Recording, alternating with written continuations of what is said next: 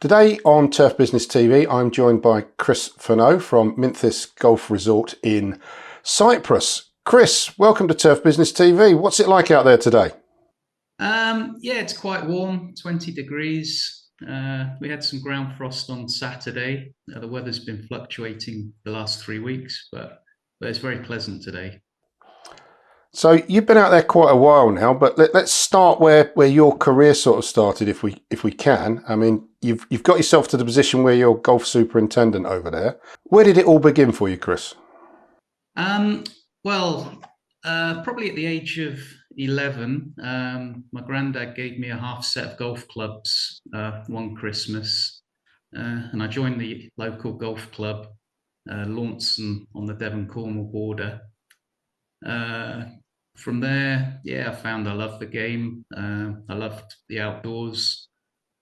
So I was always looking for a career in golf. I attended Wood, aged 18, did a golf studies course for a couple of years, and then became a greenkeeper straight out of college at Guildford Golf Club. Again, I found I enjoyed the outdoor life and progressed from there. So you spent how long at Guildford? I was at Guildford about 18 months, I think. Probably from 1999 I started there. And what really turned you onto the greenkeeping as a career? Again, producing sports surfaces. I've always been a huge sports fan, so I wanted to get involved in sports in one way. I was never good enough at playing to make a career, so helping produce surfaces was something that seemed to interest me. And I love being outdoors. I hate being cooped up in an office all day. And after you spent that initial 18 months, what was the next stop on the journey for you? I moved to Wood Golf Club. They had USGA spec greens, so I wanted to experience USGA spec green maintenance, really, to further my career. It was also associated with the college, so I could continue the education at the same time. And that kept you there for how long? Again, probably another 18 months, 2 years. I stayed at Wood. And then your wings started to spread a little bit. Where did you moved a little bit further afield from there, didn't you? Yeah, I did. I was fortunate. One of the lecturers at Wood College at the time, Peter Bradburn, he got the golf course superintendent's job at Aphrodite Hills in Cyprus. And he was advertising for 4 interns to join him for 6 months to help train the local staff. And I applied for a job and received it. So, big step. Early 20s, were you? I was, yeah, 24 years old, I think, yeah. So you up sticks, and did you go over there all on your own, or was there a little bit more support around you? I was fortunate. My parents had retired out there like a couple of years previously, so I knew the island. I had family out there already, so it was a very easy move for me. Nice and easy. And so you knew the island, you knew the climate you were getting into, you knew the culture. So there were no kind of surprises, and you had some support around you. So if you're going to move abroad, that sounds like the ideal way to do it, Chris. Yeah. It was, yeah, very fortunate. I can tell from the smile in your face it was, yeah. So Aphrodite, you're doing a grow in there. That's got to be a hell of an initiation for you. New country, new conditions. It was. It was a huge step up in the level of golf course. It was a huge eye opener into how golf courses are maintained, and obviously doing a grow-in for the first time was a really, really interesting experience.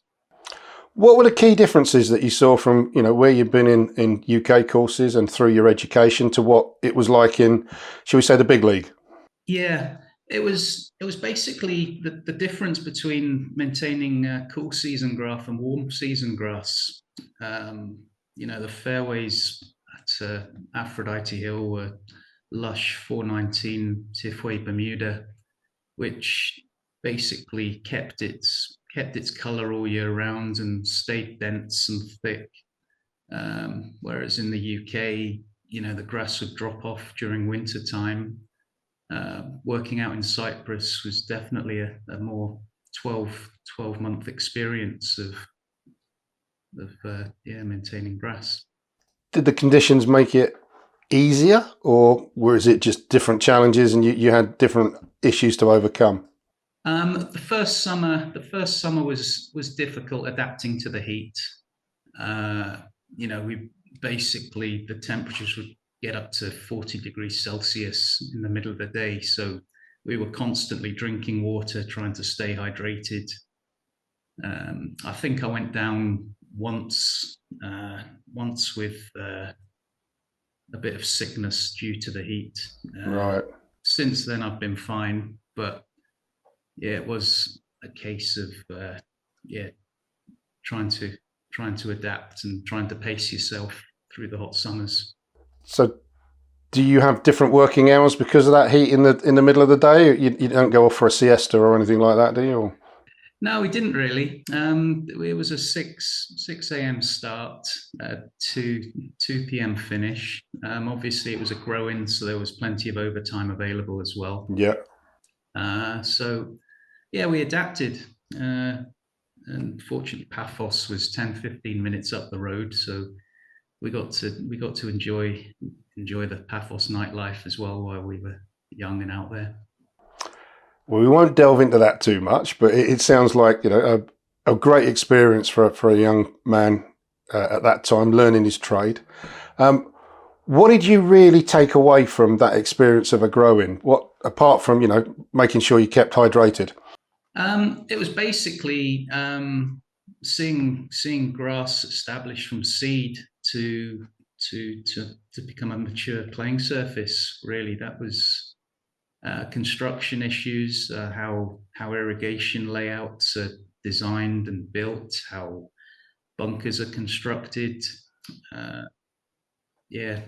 drainage, how it should be done, and where all the excess water should flow. It was golf course construction. It was just a huge eye opener. Okay, so. You spent how long at Aphrodite? I was there 3.5 years. Okay, started as an intern. What were you by the time you kind of packed your bag and left? I was doing all the spray tech work. So I was just mainly in charge of spraying, fertilizing, golf course setup. Okay, and then you spread your wings again. Moved off in a different direction. What was the next stop on the journey? 2005, a friend of mine who I worked with at Aphrodite, Pablo Moran, he got a superintendent job at a growing course, Golf Park Puntero, Mallorca. He was looking for someone to assist him with the growing, so I went out there as his deputy head greenkeeper. So, Cyprus, Spain, to many uninitiated may think exactly the same issues, exactly the same climate, same kind of build, same kind of process. Was it, or were there any key differences? I found, this time it was a Nicholas design construction. So the level of detail was far greater, and the level of professionalism was a lot greater with the Nicholas design than it was in Cyprus. Obviously, most of the contractors out in Cyprus were sourced locally, so the professionalism there wasn't what you'd find in mainland Europe.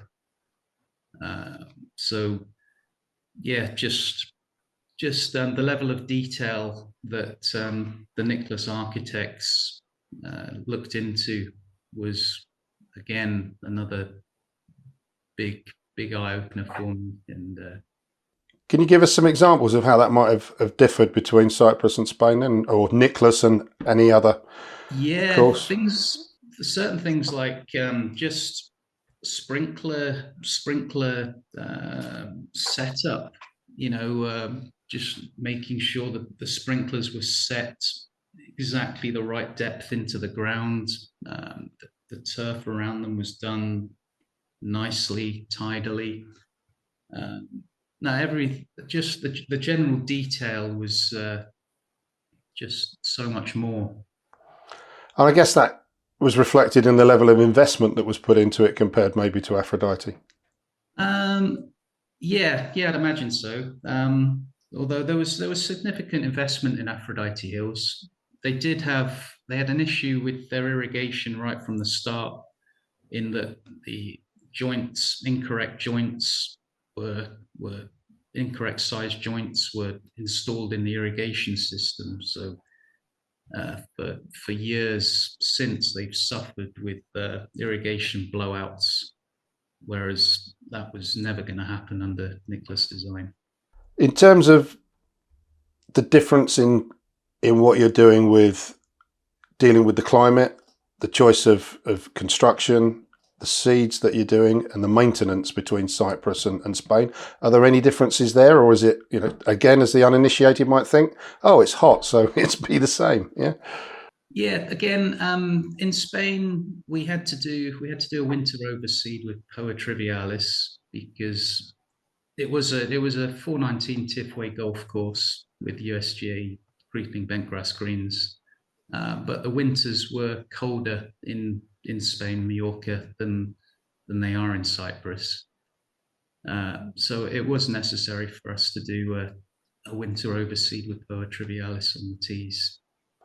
So your takeaway from Spain then, Chris, was it the professionalism, the level of detail, or was there more to it than that? A takeaway from Spain, it was very similar lifestyle wise. It's generally a little more laid back in Cyprus than in Spain, but Spain was fairly laid back as well.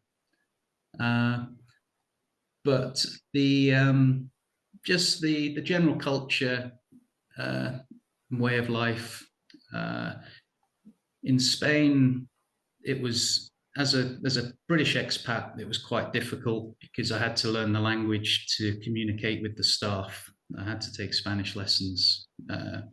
So after a couple of years, I got to a good enough level to be able to communicate with the staff and get things across well.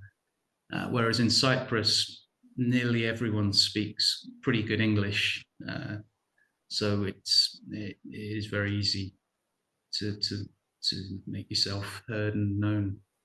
Okay. You were in Spain for how long? 2.5 years. Two and a half We years. completed the growing in summer 2006, and I stayed in another year and a half. Okay, and then it was on your travels again. So where did the plane take you next?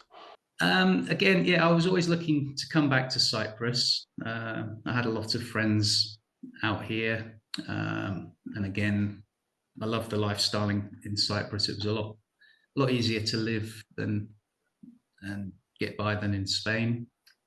And the Minthis Hills job became available in 2008. So I applied for that.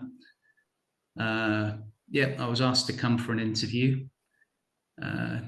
My first day, we looked around the course. I was interviewed by the general manager. At the time, the golf course was owned by the Church of Cyprus, who were basically the biggest company in Cyprus. They're Right. the biggest landowners. I was taken to the bishopry in Paphos, where I was Right. interviewed by a couple of the Paphos priests. Okay, that's got to be a first, hasn't So it? that was again, that was quite a quirky difference that I wasn't expecting. Were they interviewing you for your beliefs, or was it more about your technical skills and abilities? Yeah, well, maybe a personality test, but Right. one of my questions was, "Do you believe in God?" So Yeah, I won't ask you your answer. That's Quite an personal. easy answer. You gave the right answer for them, then obviously. Yeah, So, yeah. okay. So you got that job. What was the kind of condition of things that you walked into? Um, yeah, again, it was difficult. Minthis was the first golf course built in Cyprus. It was formerly known as Sada Golf Club, built in 1994 to a Donald Steele design, but it was constructed locally by local contractors. So the irrigation was all over the place, the drainage was all over the place. For years they suffered with the heat in the summers because it wasn't built properly. Uh, Before I arrived in 2004, 2005, they spoke with Tom Mackenzie from Ebert Mackenzie uh, to to redesign the golf course and improve the golf course. Because by this time, Perfilia were taking over the golf course from the church, and they wanted to develop it into a 5-star resort. So from there, they did a huge course upgrade in 2005. But again, they did cut costs on irrigation and drainage. So when I got there, we were still having, even to this day, we still do have major irrigation issues through the heat of the summer. Right. Okay. And what's so poor installation, wrong choice? What were the reasons behind that? Um, yeah, poor installation. They cut costs. They stretched sprinkler spacings to up to 28 meters in parts. Uh, the hydraulic pipes were not big enough to get the water around the site. So certain high areas of the golf course, we could maybe only open 2 sprinklers at a time with decent pressure, whereas ideally we'd like to get at least 8 up. Yeah. Um, so yeah, we always suffered with bare patches in various parts of the golf course. Have you overcome that now? Um, Mainly, most of it, yeah, yeah. Since I've been there, we did another irrigation upgrade in 2009, 2010. Originally, we had 600 sprinklers on the golf course, uh, covering a playing area of 25 hectares. So since I've been there, we've added about 500 extra sprinklers, Okay. but we've not increased the hydraulics mainline pipes around the course. So year on year, the watering windows had to be stretched out uh, to get the course irrigated properly. This winter, we've spoken with Irritech UK. They're coming out in 2 weeks to draw up a blueprint for another way forward for us. What we need to do to get top spec irrigation throughout the site. Are there any other kind of key issues that you've had to come across? I mean, water is a big issue for everybody. Irrigation, obviously, in such a dry country. We're okay. We're located 450 meters above sea level in the hills at Minthis, so we get very extreme temperatures. We can get ground frosts in February, temperatures dropping to -2 degrees, and then last summer, in the heat of summer, temperatures were up at 45 degrees Celsius. Ouch. So grass choices have been an issue. Originally, the course was seeded with a mixture of Italian ryegrass, Poa pratensis, and tall fescue. Quite a cool season mixture. So again, with the poor irrigation and the hot summers, when I got there, that was that grass was suffering, especially in the rough areas. So we did a complete renovation in 2010 and planted Bermuda everywhere. But again, the natural grass on the island is kikuyu, and due to the poor and frequent irrigation, the kikuyu is now becoming the dominant species on the golf course. So we're encouraging the kikuyu to take over everything. Right. Okay. And how's that to manage? To be honest, it's quite easy. It's quite a thick stolon grass, whereas Bermuda is quite fine in comparison. But it's very hard wearing. It copes well with drought. It copes quite well with shade.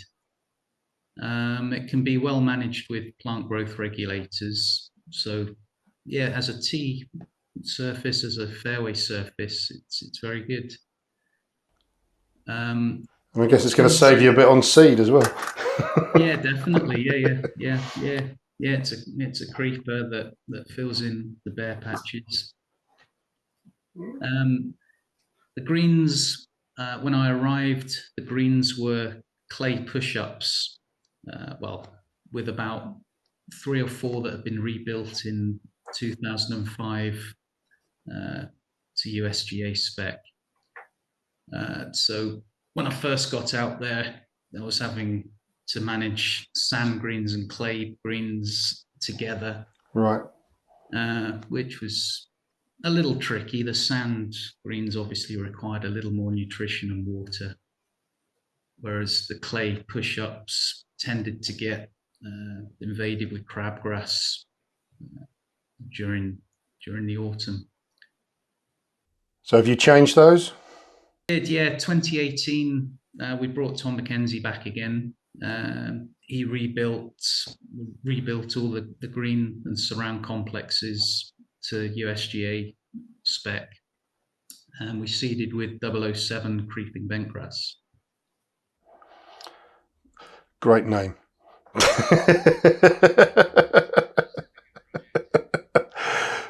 And in terms of where you are now, I mean, how long have you been there now? 17 years now. Okay. I know the answer is going to be you're never quite pleased, but are you pleased with where you are over that 17 years in terms of what your ambition was when you came in?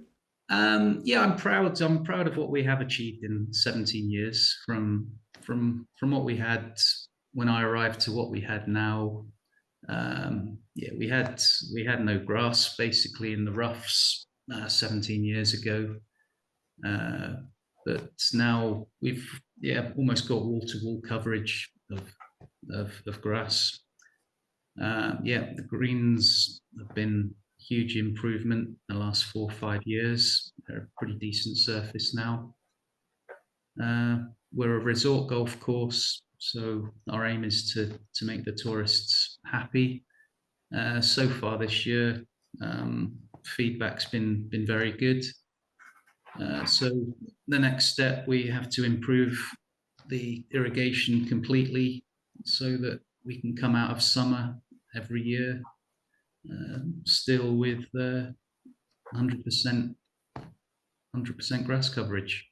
So you got the guys coming out in a couple of weeks. Do you have a kind of inkling of what you think needs to be done to improve it, or are you just going to lean on their expertise? Yeah, well, they were out for an audit back in November last year. So they had a good look around last year, and they made their recommendations then.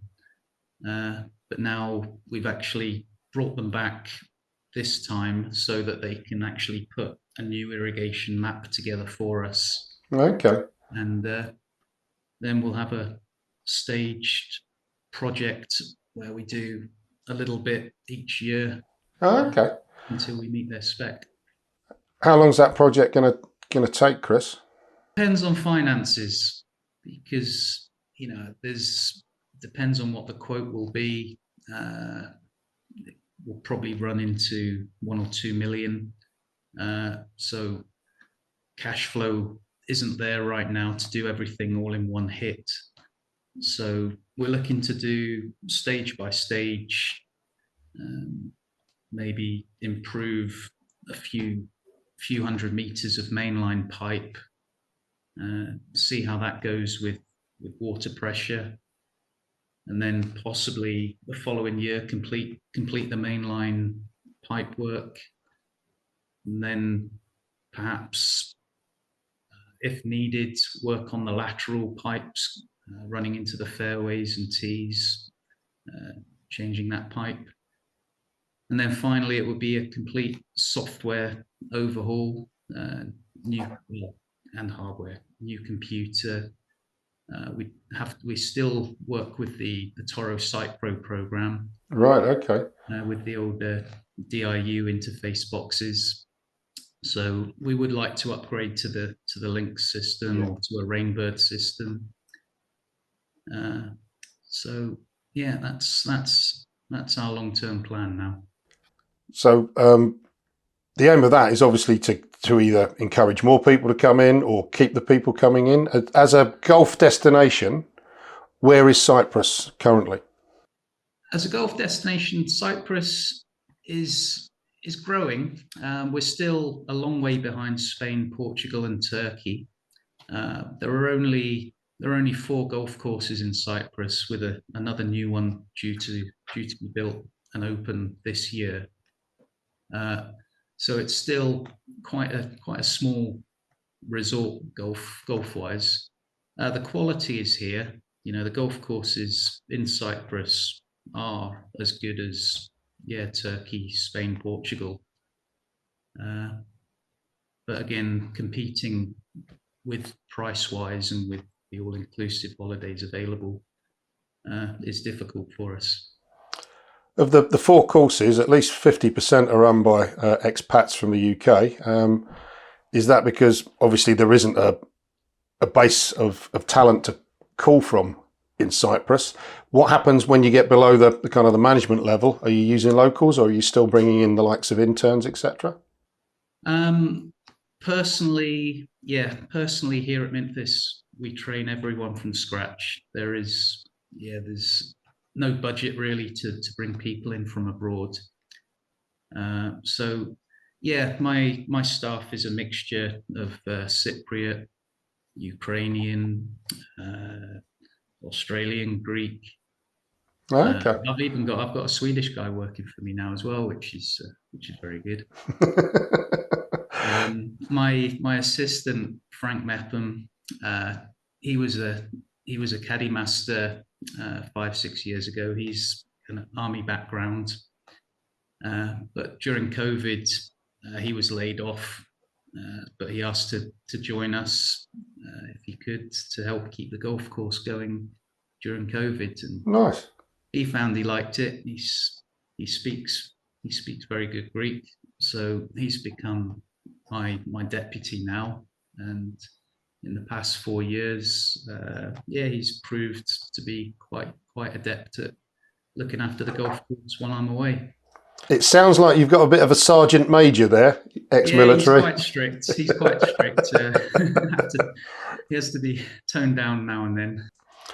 I guess the benefit of training them from scratch, literally, is that you get them in and you mould them into what you want. And I guess you can quickly find out if they've got what it takes to fit your methodology and your way of working. That's right. Yeah.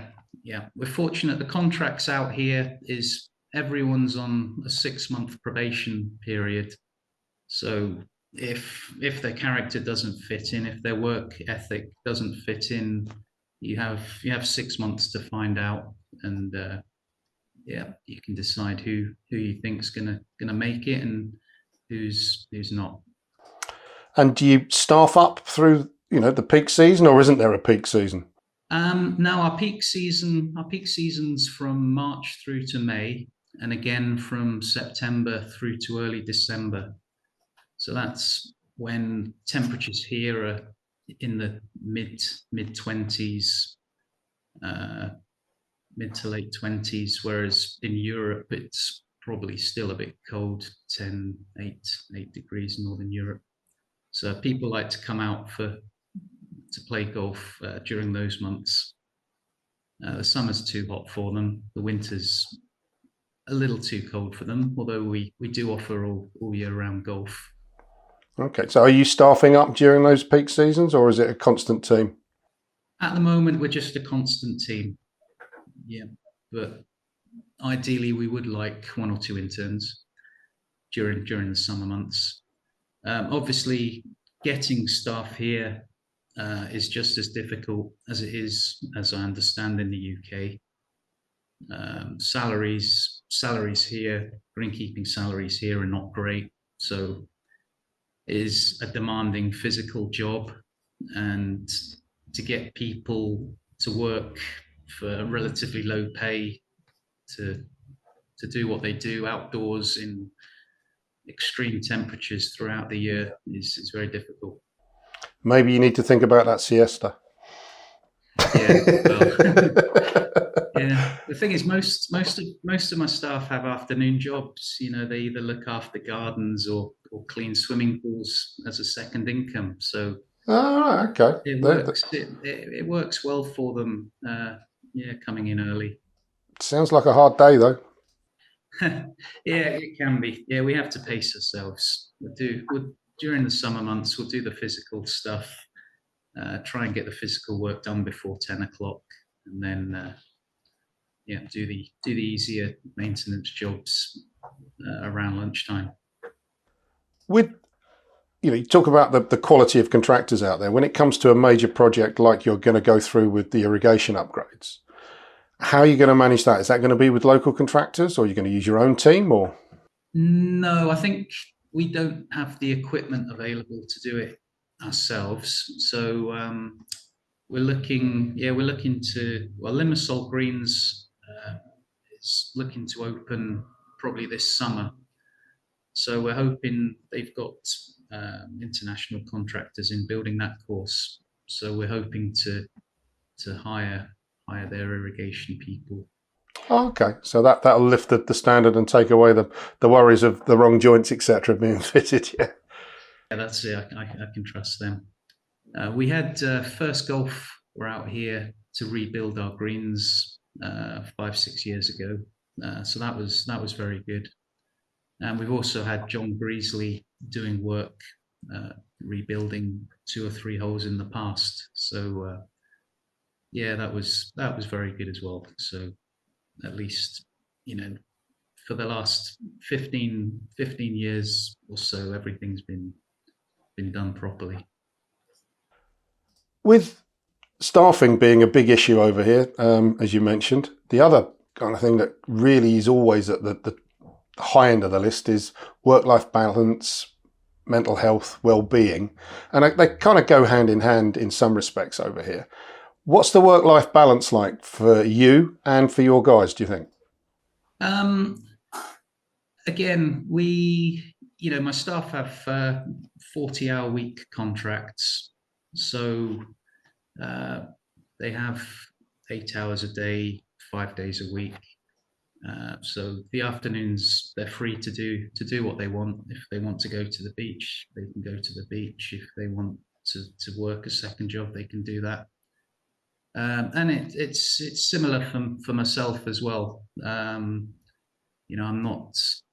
not out here to kill myself, uh, unless because we're not financially rewarded well enough, I think, to justify that. So yeah, we're fortunate. We're on a nice small island in a tourist resort. So yeah, I think generally people out here are a lot more laid back and a lot happier than possibly they are in Northern Europe. Well, you've certainly been smiling a lot through this interview when I ask you certain questions, which is a good indication. So, sounds like you're enjoying it out there. What's next on your journey, or do you not see yourself going anywhere now? Um, as I say, my son is 14 years old now, so he still has 2 or 4 years left at school. So we'll definitely get my son through school, and then maybe my wife and I will evaluate what we want to do with the rest of our career. At the moment, I've been fortunate to visit a few countries in my lifetime, and Cyprus is a plum job in my view. It's somewhere I've thought, would I like to go somewhere else and live? And at the moment, the answer is no. I'm very happy here. I'm happy with the lifestyle here and with the job I have. Chris, it's been wonderful to talk to you. It's great to actually have a person in the turf industry that is content and has a good work-life balance. Seems to have kind of got things right on a personal level, and is doing some good stuff by the sounds of it. And you're both, you're also challenged professionally, and it's not just a humdrum job you're doing out there. So, all power to you. Yeah, no, thank you. Yeah, no, it's been a fantastic experience. I've been challenged every single day I've been here. I'm learning something new every day as well. And I've working with some very good people. We have a very good team here at Minthis. So yeah, generally it's a pleasure to be here. Well, thanks again, Chris, and we hope to catch up with you soon and follow what you're up to out there or wherever you go next. Thanks, Martin. Yeah, thank you.